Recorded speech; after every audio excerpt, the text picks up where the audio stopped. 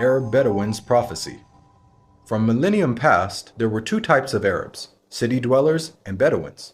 Bedouins are nomads. They travel through the vast deserts and are constantly on the move.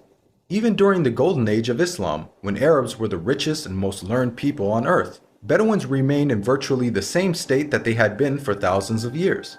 Poor, uneducated, and cut off from the rest of the world. Yet Muhammad, peace be upon him, foretold that these Arab Bedouins of his region would one day compete with one another in the construction of tall buildings. "Now tell me of the last hour," asked the man. The Prophet replied, "That you see the barefoot, unclothed Bedouins competing in the construction of tall buildings." Today we find in the Arabian Peninsula, the Bedouins who used to be impoverished herders of camels and sheep are now not only competing with one another, but also the entire world to construct the world's tallest buildings. How did one of the poorest people on earth, who literally wore rags, become the wealthiest nations on earth? One thing that made this rapid change possible was the discovery of oil. The seemingly empty deserts of the Bedouins had it in abundance. They went from camels to Cadillacs in a single generation. The construction of tall buildings among the Arab Bedouins has even reached Mecca, Muhammad's city of birth. The last few decades have seen a massive surge in building construction in Mecca.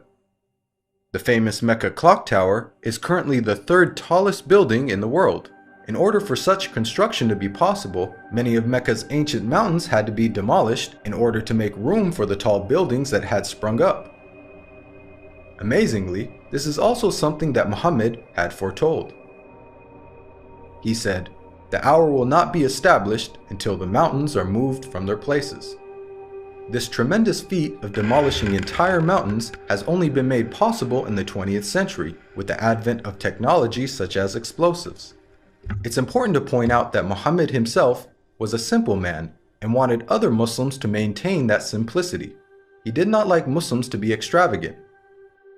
So, if he wanted to will this prophecy to become true, he would have to encourage the Arabs to build tall buildings, yet he never did.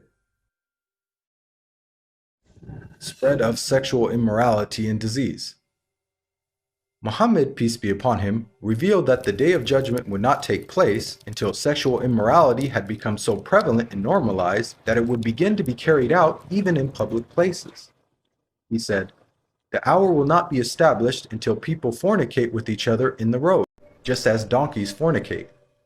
Today we live in a world where we are being constantly bombarded with explicit sexual imagery, be it in TV, film, or advertising.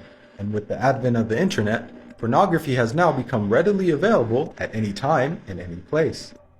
In fact, we are finding more and more stories in the news of people being arrested for having sex in public. And an interesting side note is that the Prophet Muhammad, peace be upon him, described what will be the consequences of such widespread sexual immorality. He said, "Never does sexual perversion become widespread and publicly known in certain people without them being overtaken by disease that never happened to their ancestors who came before them." The increase of sexual immorality has seen the emergence of previously unheard of diseases such as AIDS, just as the Prophet Muhammad had forewarned. A world steeped in interest.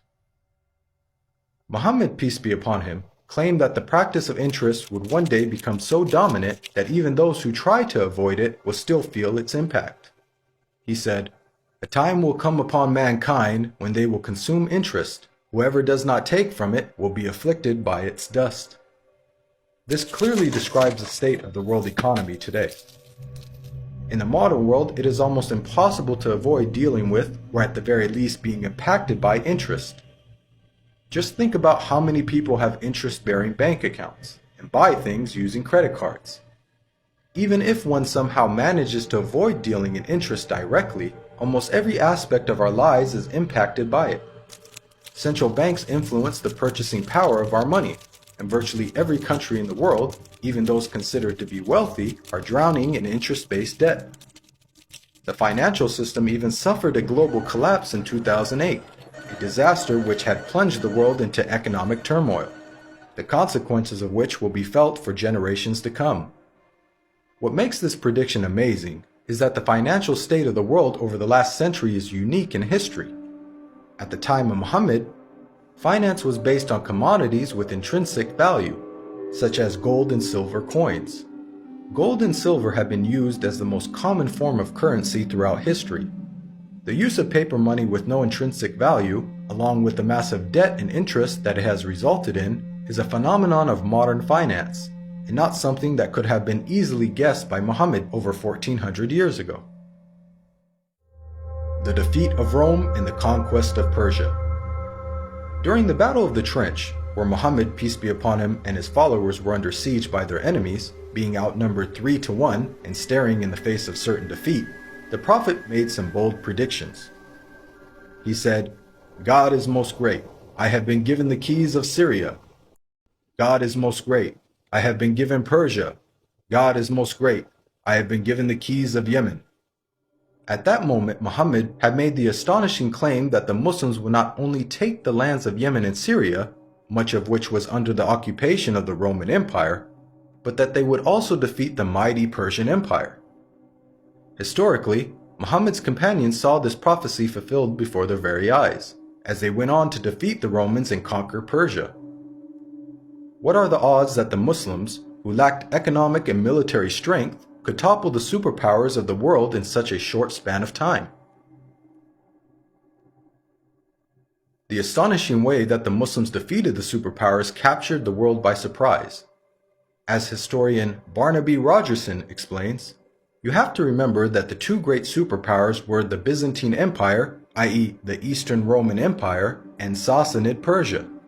They were the dominant superpowers. If you're putting it in a modern parlance, it's a bit like the Eskimos taking on the United States of America and Russia. No rational person would have ever conceived of such a possibility. This sentiment is echoed by historians who cannot explain how Islam became such a dominant force so quickly. Professor of Byzantine Studies, Andrew Louth, wrote, "The speed with which the eastern provinces of the Byzantine Empire succumbed to the Arabs remains to be explained by historians." Prevalence of writing. Many of us take for granted the ability to read and write, and the abundance of books that are available in the modern age. However, for the people of the past, illiteracy was the norm, and books were very scarce. Muhammad, peace be upon him, was born into a society in which very few people could read or write. It is estimated that the number of people who were literate in his locality of Western Saudi Arabia did not exceed 17. Muhammad himself could not read or write. Against this backdrop, the Prophet Muhammad made the prediction that writing will one day become widespread among mankind. He said, "Ahead of the hour, the pen will prevail." The Arabic word used for pen here is qalam, which also carries the wider meaning of writing. This perfectly describes our world today, in which it is the norm for people to read and write, and there is an abundance of books, newspapers, and magazines. This has only been made possible thanks to 15th century technological advances, such as printing that took place over 800 years after Muhammad's prophecy. And with the advent of the internet, writing is spreading even more. Anybody with a computer or smartphone now has access to millions of books with just the click of a finger. It's quite powerful that Muhammad, who could neither read nor write, prophesied the spread of reading. The greening of Arabia's deserts. The Prophet Muhammad, peace be upon him, made a bold prediction about the future state of Arabia. He said, "The hour will not begin until the land of the Arabs once again become meadows and rivers." This narration anticipated the greening of Arabia's extensive dry desert environment. As recently as 1986, there was little to no farming in the region. However, over the last 30 years, these deserts have been transformed to grow grains, fruits, and vegetables, thanks to techniques such as center pivot irrigation.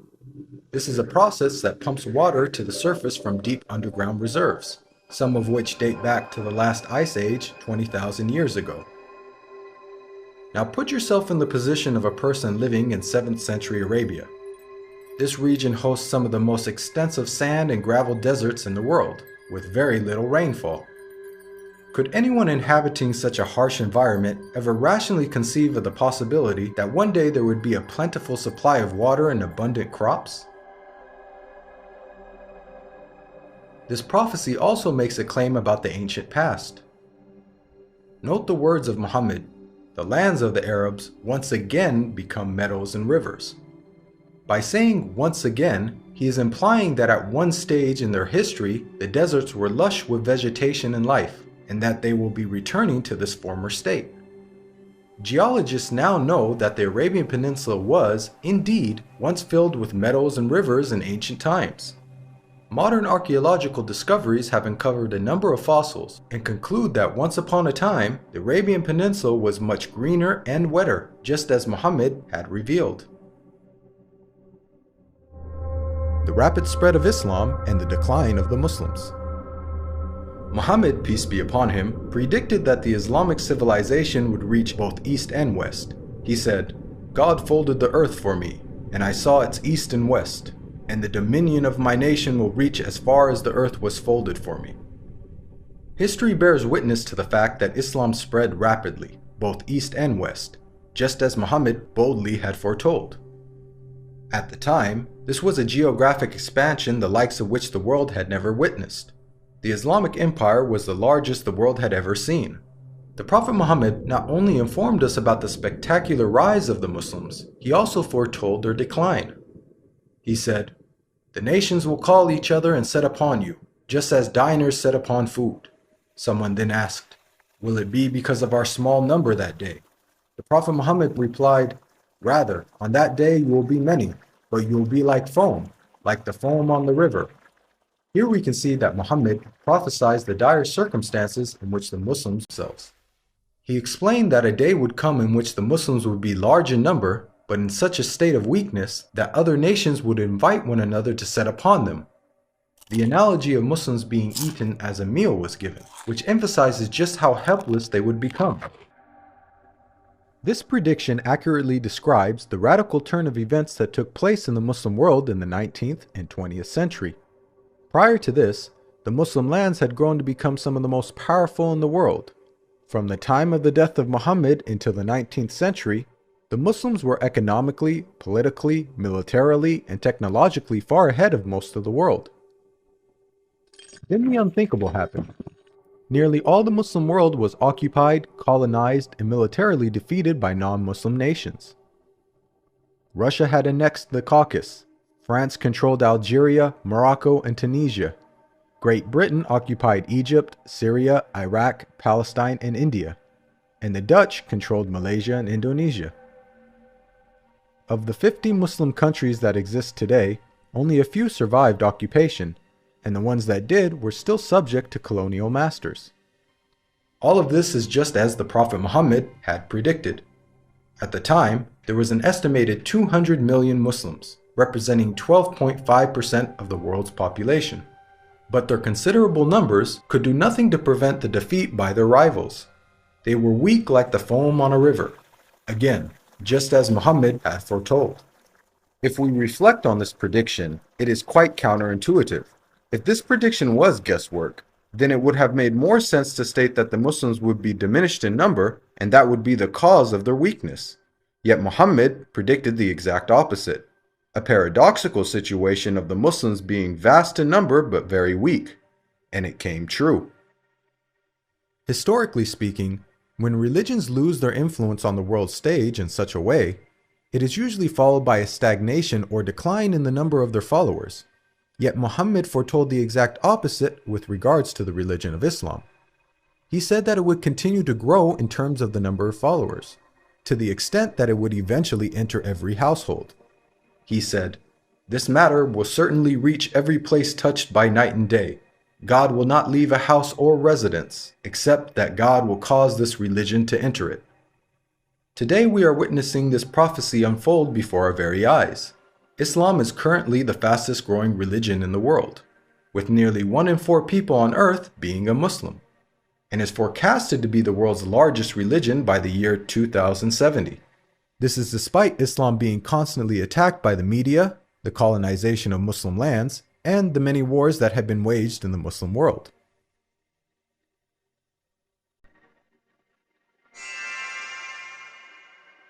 Even the name Muhammad has prophetic implications.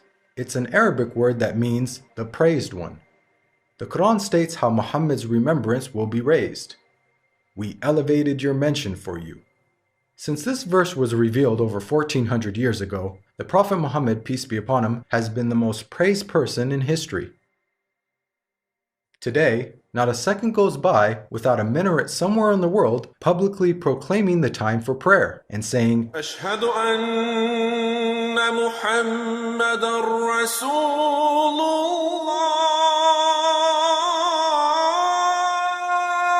I bear witness that Muhammad is the messenger of God. أشهد أن محمدًا رسول الله.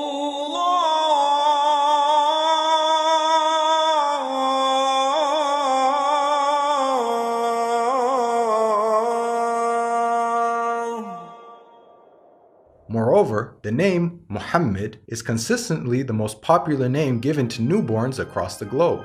This is despite the fact that Muhammad never encouraged Muslims to adopt his name.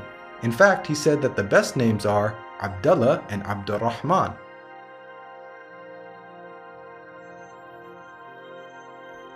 Now, we've analyzed a number of the Prophet Muhammad's prophecies, which were made over 1400 years ago, and have seen how he has accurately foretold many things.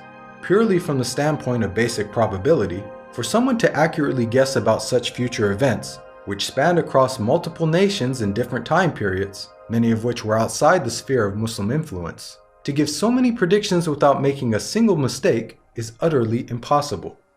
Today, millions of people believe in false prophets and follow false systems for guidance in life. As human beings, we're willing to follow false prophets, man-made systems, and baseless superstitions, but why don't we accept the real guidance when it comes from God? God empowered the Prophet Muhammad with accurate prophecies as a way for us to distinguish the true prophets from the false. Truth has now arrived, and falsehood perished, for falsehood is, by its nature, bound to perish.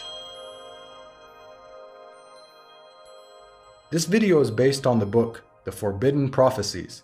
To learn more about the evidences for Muhammad's prophethood, please download your free copy of the book at the link below.